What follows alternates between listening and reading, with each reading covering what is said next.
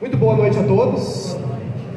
Hoje eu quero trazer uma reflexão para todos nós a respeito da reforma íntima, tocando exatamente no ponto de uma virtude difícil de ser alcançada, mas que é muito importante, é essencial na verdade, para que de fato nós possamos fazer algum avanço na nossa reforma íntima, que é a humildade. É uma palavrinha que sempre nos acompanha, né? A gente lê ela muitas vezes nas diversas mensagens que nós lemos, nos diversos livros espírita que nós lemos, é muito falado nos centros espíritas, mas muitas vezes essa humildade fica como algo assim muito abstrato, subjetivo, que é difícil de levar para o nosso dia a dia. E essa reflexão é justamente para a gente ver aqueles pequenos momentos que a gente pode usar mais humildade, como fazer isso para ela se transformar em algo mais constante no nosso cotidiano. Então começa por a gente entender o que é essa humildade. Aqui a gente pode usar como um contraponto para a vaidade. Vamos começar com essa visão. Humildade é o oposto de vaidade, porque a vaidade a gente conhece bem. A humildade às vezes é subjetiva, mas a vaidade ela é bem objetiva. A gente consegue enxergar ela nos outros principalmente. Em nós é mais difícil. Mas avaliar os outros e ver a vaidade, ver o orgulho, a arrogância, a prepotência, é muito fácil. Nós temos um olhar treinado para ver isso nos outros. Já é um avanço, já é algo que nos dá um senso da medida como nós devemos agir. E aí, claro, a gente precisa ainda melhorar na avaliação que nós fazemos de nós mesmos. Aí a gente começa a conseguir fazer um senso melhor em relação à condição de humildade que nós temos, momentos em que nos falta humildade no nosso dia a dia, que é algo que nos acontece todos os dias com todos nós, porque se nós tivéssemos alcançado o nível de humildade que se espera de nós, não estaríamos aqui neste planeta Terra. Todas as experiências que nós vivemos servem para trabalhar várias das virtudes que nós precisamos alcançar, dentre elas a humildade, tão difícil, porque ela requer trabalhar várias coisas em nós mesmos. Então a humildade, traduzindo em termos mais simples, é a simplicidade, é a modéstia, é admitir que nós também erramos, não só os outros, reconhecer os nossos erros, reconhecer as nossas limitações, que em última análise é reconhecer a condição humana. Todos nós, seres humanos, cometemos erros o tempo todo. Nós estamos aqui nesse planeta para aprendermos a errar, pelo menos erros novos, não repetir os mesmos erros que nós já erramos ao longo das existências, pelo menos corrigir aquilo que nós já tivemos a oportunidade de experimentar. É reconhecer a nossa condição de fraqueza de ser humano. Às vezes nós chegamos em determinada situação da nossa vida, como adultos já, vividos, experimentados, e nós somos dominados por uma sensação de que eu já sei tudo que a vida tem a me oferecer. Eu já tenho uma certa experiência de vida, eu já sei manejar de certa maneira a minha inteligência, os meus conhecimentos, já tenho experiência, e aí nós nos fechamos a novos aprendizados. A gente começa a ficar mais orgulhoso, mais arrogante, se nós esquecermos essa condição muito importante que nós devemos ter de eternos aprendizes, independente de termos 18 ou 80 anos, nós estamos sempre aprendendo. E quando a gente analisa mais profundamente, nós temos muito mais a aprender do que aquilo que nós já aprendemos. Então, a humildade está relacionada com essa condição de nos enxergar como eternos aprendizes, como crianças espirituais que nós somos. Já temos uma caminhada, mas temos muito mais pela frente do que aquilo que nós já vencemos. Muitas vezes as pessoas confundem humildade com outra coisa. Às vezes a gente ouve, né? Nossa, a pessoa, ela é tão humilde, né? Ela mora numa casa humilde, ela usa roupas humildes. E humildade não tem nada a ver com dinheiro, com condição financeira. É possível você ser uma pessoa com poucos recursos financeiros e muito orgulhosa, vaidosa, arrogante, da mesma maneira que você pode ser uma pessoa com muitos recursos, de sobra, e ser uma pessoa humilde. Isso não tem relação com o dinheiro. Isso me faz lembrar aquela fala de Jesus, né? É mais difícil passar um camelo pelo buraco de uma agulha do que entrar um rico no reino dos céus. Parece que contradiz, né? Com esse pensamento que a gente estava tendo. Agora muda a palavra rico por avarento, aí ela passa a fazer todo sentido. O problema não está na condição financeira que a gente tem, está no uso que a gente faz disso, e o quanto a gente se envaidece por aquelas posses transitórias que nós temos, o quanto, por exemplo, a juventude nos deixa vaidosos, ou a beleza física, ou o dinheiro, uma posição social, o prestígio, a fama, a aprovação dos nossos irmãos, daqueles que vivem conosco, o quanto isso nos tira essa condição de eternos aprendizes e nos fazem acreditar sermos melhores do que realmente somos. Aí é que entra a humildade, de não nos deixarmos levar por isso, por essas coisas que são puramente transitórias. A beleza passa, a saúde física, a pujança física passa, a condição financeira passa, os conhecimentos que nós adquirimos em determinado momento não vão mais fazer sentido. Então, quando nós estamos dando importância para aquilo que realmente é importante, quando a gente age com humildade, a gente aprende o que a gente deve realmente valorizar. Mas humildade não é autodepreciação, não é nos colocar para baixo, não é baixa autoestima, porque às vezes nós vemos exemplos, né, como por exemplo, o Chico Xavier dizia: eu sou um verme, eu sou um cisco. E aí tem pessoas que verdadeiramente se sentem assim, mas porque elas estão abaladas na sua autoestima,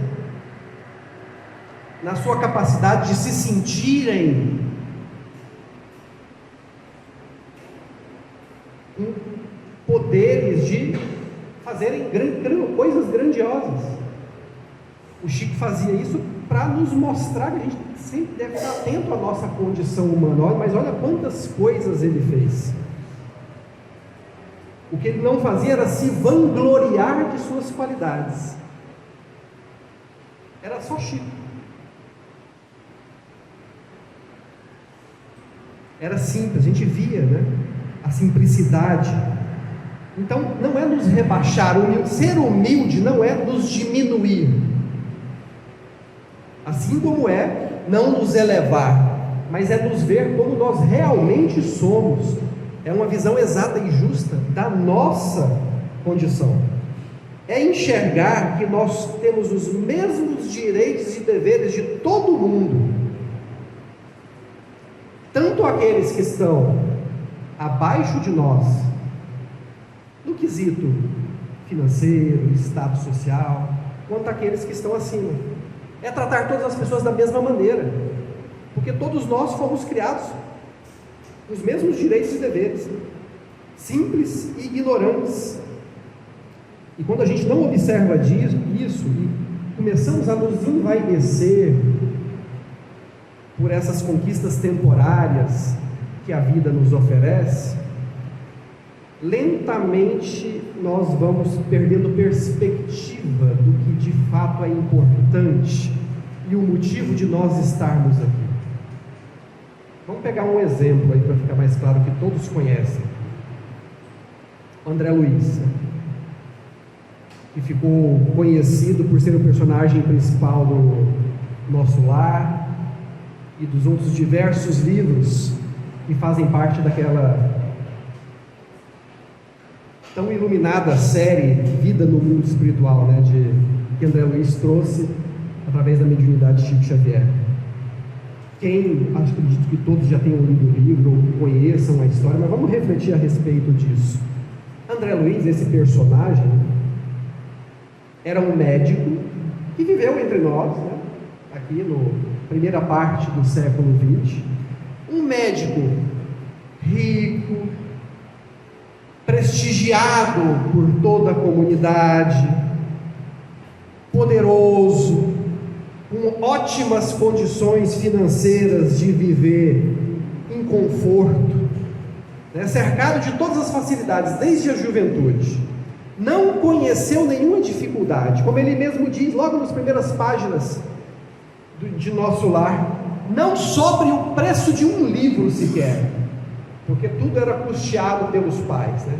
Desde os primeiros anos da escola até a faculdade de medicina.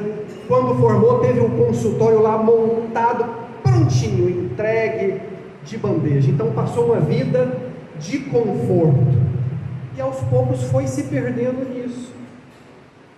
Não era uma pessoa necessariamente ruim, não era uma pessoa que podia se dizer assim, nossa, o auge da arrogância, mas essa situação foi deixando ele cego para essa importante virtude da humildade que nós devemos cultivar diariamente. Aconteceu que todas essas facilidades foram fazendo com que ele acreditasse que ele era mais digno do que os outros de certas condições, de certos privilégios, de certas facilidades. Então viveu uma vida assim como um cidadão de bem, sim, mas abusou de algumas coisas, né, da situação em que ele estava, abusou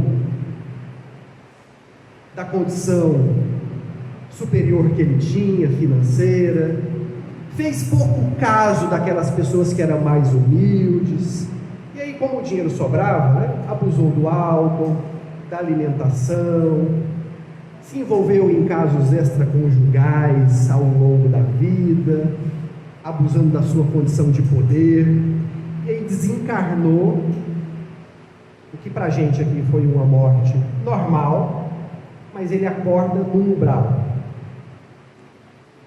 perdendo imediatamente todas as posses ilusórias que ele tinha.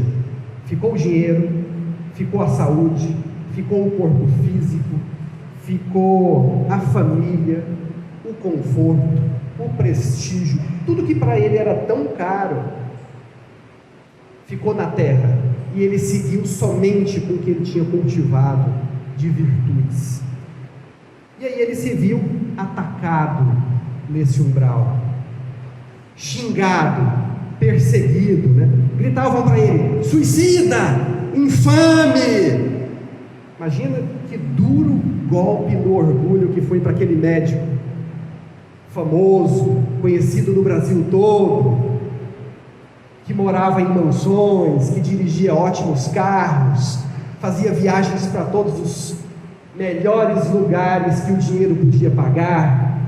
Daqui a pouco, no minuto seguinte, vivendo como um mendigo, com as roupas rasgadas, todo sujo, sendo xingado, perseguido, e tudo que ele tanto adorava ficou para trás. E aí, claro, ele conta no livro, ele sofre longos anos nessa situação, sem entender onde ele estava, procurando buscar nas poucas ideias religiosas que ele tinha acumulado. Será que aquilo era um inferno? Será que ele estava sendo castigado? Mas castigado por quê, meu Deus? Ele mesmo refletia. Até que, sem chegar a uma conclusão nenhuma, ele desaba em choro e pede para o grande autor da vida misericórdia. Ele não entendia, mas misericórdia, piedade. E aí a humildade começa a despertar no coração dele. E aí, para quem lê o livro, ele é resgatado, passa pelos primeiros socorros ali, que a espiritualidade só aguardava esse pequeno despertar para ele se sentir preparado.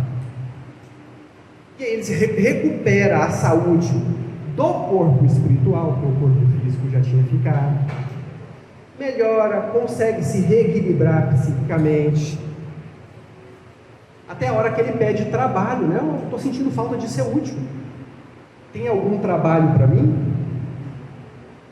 E aí a pessoa que acompanhava ele falou, não, tem um trabalho sim, aquele irmão ali, ó, que foi resgatado, podia fazer a gentileza de limpar ali, ele está todo sujo, né? Ele está todo sujo, fedido, né? Podia limpá-lo por gentileza. Aí ele sente o orgulho de novo. Como assim? Eu, médico prestigiado, fazendo um trabalho assim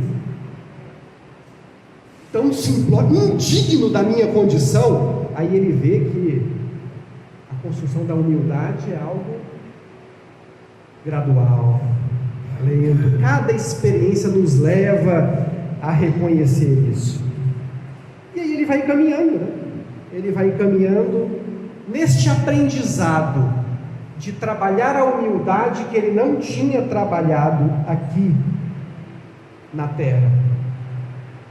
Uma vez que ele tenha perdido tudo aquilo que ele considerava importante em termos de conforto, porque ele acabou indo morar de favor na casa do enfermeiro que ele conheceu, ele que tinha uma mansão, era o chefe de família, mandava e desmandava, comandava vários serviçais, num determinado momento está morando de favor na casa de alguém, num quartinho reservado ali para acolher essas pessoas que chegam nessa triste condição que ele havia chegado, e teve que aprender a ser grato por isso, por essas pequenas coisas, e foi percebendo o quão fundo ele tinha mergulhado na ilusão do orgulho, da arrogância, da prepotência. Foi aprendendo com essas experiências duras para ele, o quanto ele havia deixado de cultivar a humildade ao longo da sua trajetória. E muitas vezes a vida nos apresenta momentos como este, não tão drásticos assim como André Luiz viveu, mas às vezes a vida nos apresenta um momento de um problema financeiro, onde a gente é levado a refletir sobre a nossa humildade, ou um problema de saúde nosso ou de um familiar, ou quando os anos vão passando e a velhice vai chegando e o corpo vai sendo limitado, a gente vai vendo que a juventude é passageira, que a saúde, por mais que nós cuidemos bem dela, claro, nós temos uma importância, ela passa. E aí a gente começa, às vezes, num momento mais avançado da vida, a dar valor para aquilo que realmente é o essencial.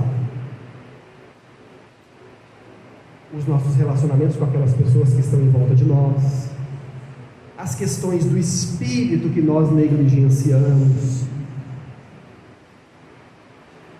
E aí, quando a gente não entende nada disso, essas diversas lições que a vida vai nos oferecendo,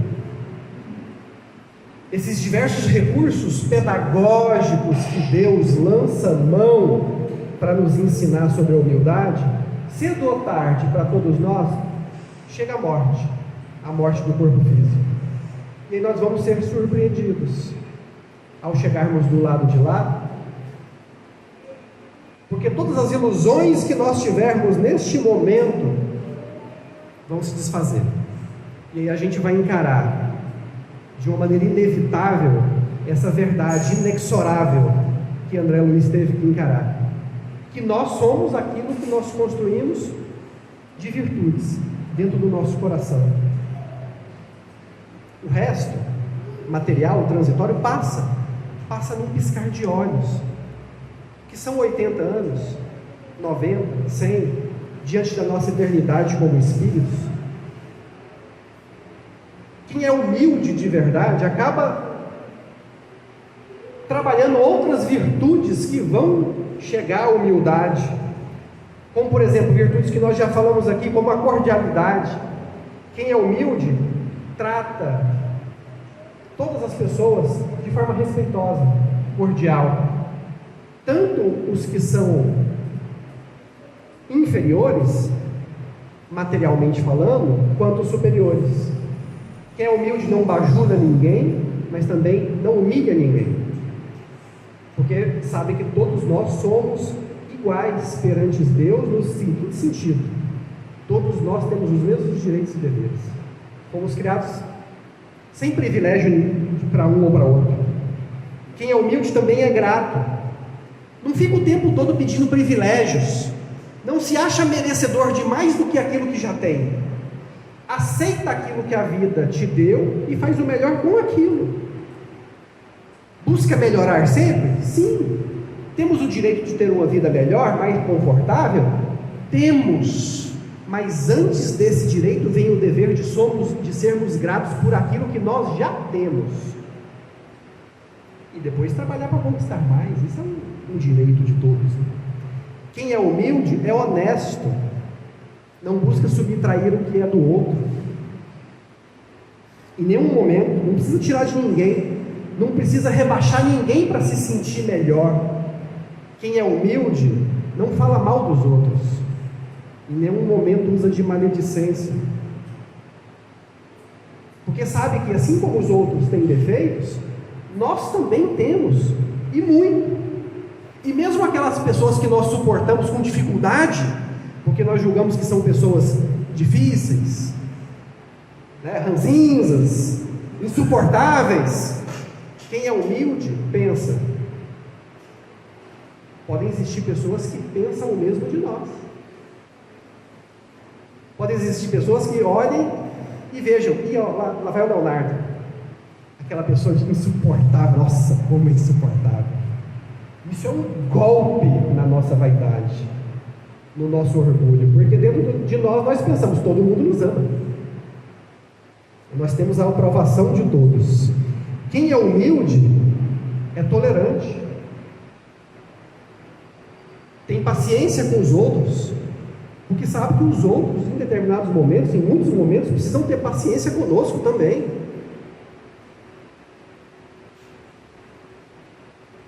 E aí a gente percebe que a humildade, então, apesar de ser uma virtude difícil de ser trabalhada, porque ela requer várias outras virtudes, ela é essencial para a reforma íntima. Sem humildade a gente não faz verdadeiramente a reforma íntima, porque é só sendo humildes que nós assumimos os nossos erros, aprendemos com eles e seguimos adiante. Vamos continuar errando nessa vida? Vamos! Mas vamos errar outros erros, à medida que nós passamos por outras experiências. E aí a gente lembra de Jesus, Espírito puro que reencarnou sobre a terra, Espírito que conseguiu chegar no degrau que todos nós um dia chegaremos. Ainda falta muito, mas estamos caminhando para esse caminho. Foi criado simples e ignorante como todos nós, mas caminhou até a perfeição, como todos nós faremos, estamos fazendo e chegaremos lá. Jesus, a vida dele inteira foi um exemplo de humildade, não só os seus ensinamentos, mas o seu comportamento, a sua vida. Nasceu o Espírito puro que pisou na terra, nasceu numa manjedoura entre animais, o nascimento mais humilde, simples, que poderia ser esperado com um espírito desse tipo.